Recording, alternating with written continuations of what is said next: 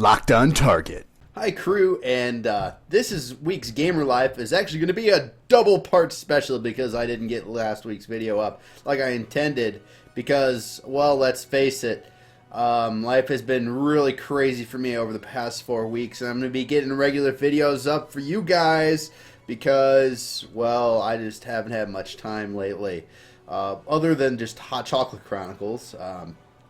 But life is going to continue to be crazy over the next week or so, but I will get videos up, hopefully. That's what my goal is, but the craziness isn't done yet. But I'm shooting this and the rest of the videos you'll see over the next few days over the period of like 3 hours, and this is the first 3 hours I've gotten to record in a long time. For gameplay, for Gamer Life questions this week, I'm just going to be going around and map completing a map in Guild Wars 2 on my only non-level 80 character, my Necromancer. So, Call of the Mist. I won't recall doing PvP. Or though, actually, I think this is... Yeah, that's just a general PvP buff.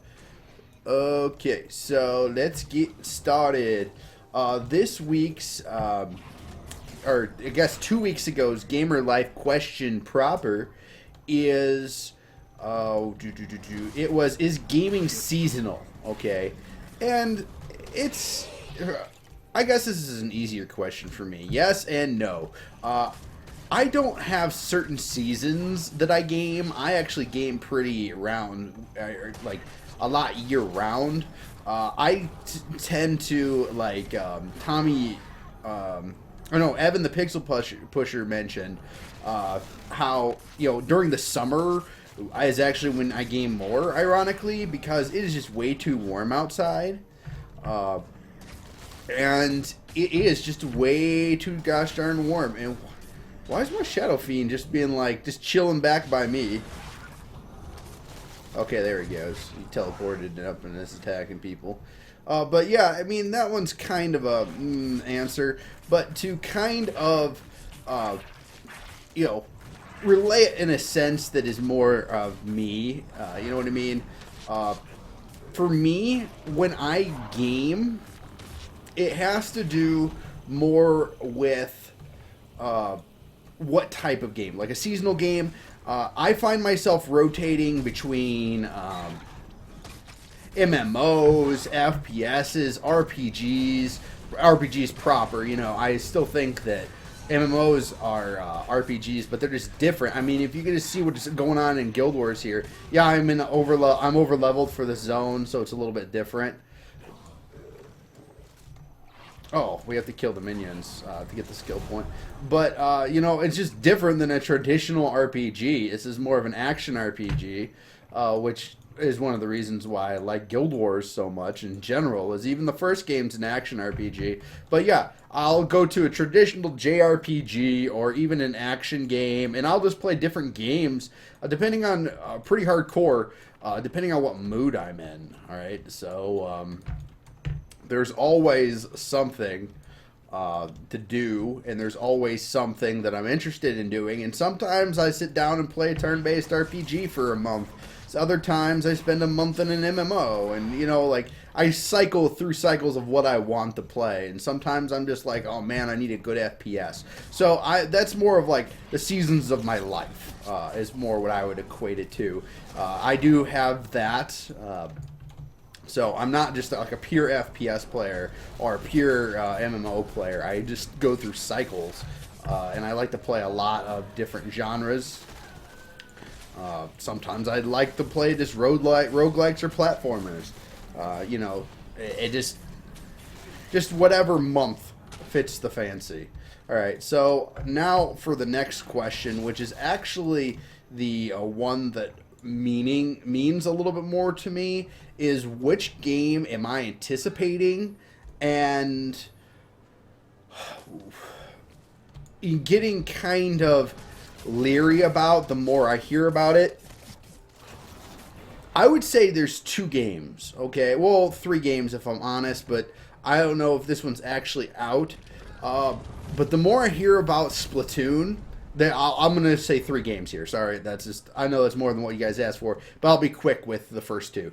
Splatoon, the more I hear about it, the more I learn about it, the more I kind of am like, I don't know if I want to pick that up. You know what I mean? Like, I get the controls or how it is, but I just think the whole thing is so just simplistic that it just doesn't fit what I like anymore. You know what I mean? Like, I have Team Fortress 2 if I want to just go and Zerg, you know, Zerg rush stuff. So, I don't know. It just doesn't feel right to me. My minions are just being dumb today. That's another thing. Okay, if you guys play Necro, your minions are dumb typically. But not usually this dumb. Let's use some skills. Let's see, get them over here. No. Still nope. And I switched target from there. But yeah, Splatoon was one of those things that I'm like, I really kind of do want this, but at the same time, I'm like, I just don't see it being as a good of a game as I once thought it would be. So that's my one fear out of the Wii U is just that. Xenoblade Chronicles X still looks great, but that's not one of the games I'm going to talk about. The second game is the new Tales of game, okay?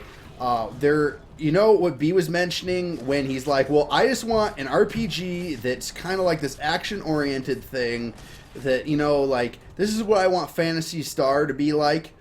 That is literally the new Tales of game gameplay that they've promised, all right? So if you haven't seen the new Tales of gameplay, B, and you're watching this, go check that out. I think there's a trailer up somewhere on YouTube. I'll see if I can find it in the put a link to it in the description so you guys don't have to scavenge for it. I'm forgetting the name. Because it's like all the Tales of games have like Tales of Zillia, and like until you actually own the game and like explore the continents, you're like, I don't know what that is. So yeah. But the combat there is just it deviates so much from what I expect from a Tales of game. Wow, one condition, full health. That's ridiculous. Oh, well, I shouldn't be surprised. It is, in fact, of that. Early on in the game, the early levels, because they scale you down, the vets that apply conditions, oh my gosh, do they apply so much damage to you. It's ridiculous. Oh, man. Ooh, oh boy. Okay, let's get out of there. Man, he landed a shot right in my middle of my heal skill aura. Okay. Yeah, forget that. Let's go ahead and I've got my point of interest there, so we're going to move on. The final game I want to talk about, and this is the one that I'm most fearful about. The more I learn about it, the more I'm like, oh my gosh, what are they doing to this game? Can you guess it? I'll give you a hint. Will this show up on camera? Who knows? Stars one of these guys. Fire Emblem If. Okay, the first news that I heard that made me disappointed in it was like, oh, we're going to split the versions. They're like, oh, the game is too big to put on one cartridge. And I'm like, BS. You know what I mean? Like, at this point, I don't, you know, like, the game is not too big to fit on one cartridge. Like, you're probably going to give us $1,400 worth of DLC like you did with Awakening. You know what I mean? Like, if DLC can fit on your SD card, you can definitely fit the gameplay that is Fire Emblem on one DS or 3DS card. I do not buy that for a moment. I think it's a money-grabbing scheme. And they're like, this is the first Fire Emblem game ever to feature 2 full-length campaigns. Oh, really? Fire Emblem 3, Fire Emblem 5, Fire Emblem 6, all 6, all had splitting storylines that you had to play at least 7 or 8 unique maps based on the choices that you made. Okay? And I just, like, to get the full experience, you have to buy 2 versions. And that drives me nanners. How in one reveal they're like, oh, this is the best, going to be the greatest storytelling experience in all of Fire Emblem. And I'm like, okay, this is great. We have 2 complete storylines. I'm super excited about this. And then it's like, they backpedal and they're like, oh yeah, by the way, we got you so excited about this. Well, guess what? We're going to split the game up. And I'm like, really? That's just dumb. I honestly think it's dumb. Ooh, an event. But I just don't understand why they do that. It's like why is Pokemon 2 different games now? It's just a money grab. In the old, I could get it. It was an ingenious scheme back in the day to get people to trade and buy multiple copies and to do viral marketing, okay? But this 2 version of a game thing is just junk. I hate it. It's like, oh, you want me to pay $40? Okay, and I think there is a collector's edition coming out that gives both versions of the game for like $70, but it's $70 for maps and minimum storyline. What I'm tempted to do for this is not play the game, or not buy the game, but just to buy or watch the Let's Play of the other half of the game.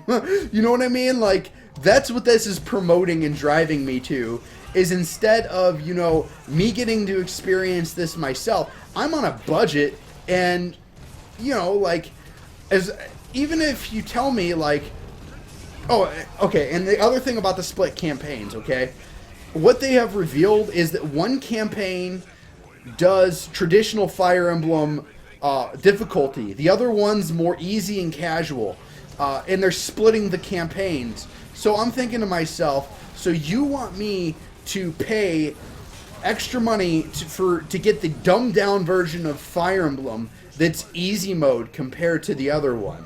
You know what I mean? So, like, I just can't stand that. Then this week, they announced in a Famitsu article that got translated into American English recently, that they're taking item vulnerability out of the game.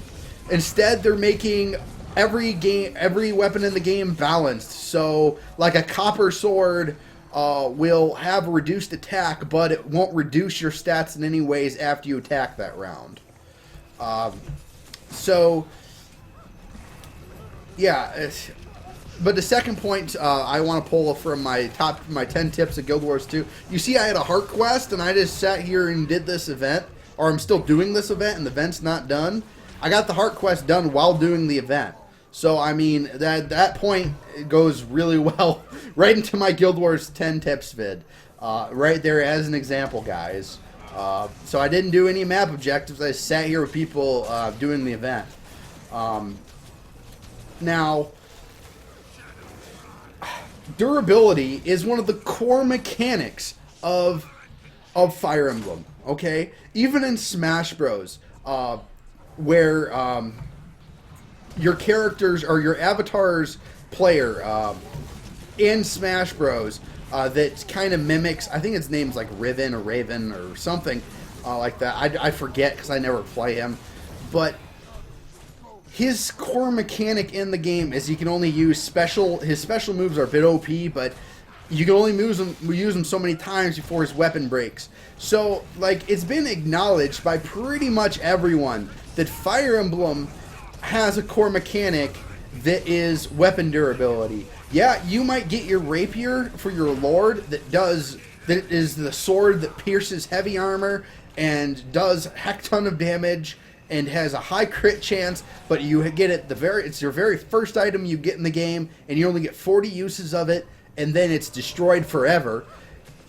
You know what I mean? Like, that's a mechanic that should be kept. You know, like, because then it's like, oh, do I use my rapier for this? You know, or should I use it? Or should I save it? You know, I just don't understand, because they're just taking depth out of the game. And everyone's like, oh, this is going to add so much more depth now that I use a silver sword that does one of the higher damage swords. It lowers my defense stat by 5 the next 2 rounds. Okay, so that means that enemies have a 5% more chance to hit you, or you'll take 5 more damage on a tank character, like a Cavalier, or anything like that. And it just doesn't make much sense to me. And the new classes don't make sense to me either. Like, one of them is Butler, and I'm like, really? You're making Butler a combat class, or, a support class? Are we that, spent on items and, things to talk about that we have to pick Butler as a class that you can be for your character? And, just unimaginative things like the Grand Butler.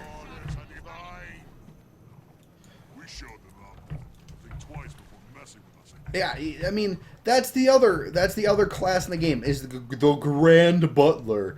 Well, I mean, there's other ones. There's like Shonen and Samurai now, and I'm like, oh, and I think what they're going for is each version of the game is going to have their own unique classes that your characters can be, and I'm like, that's trash.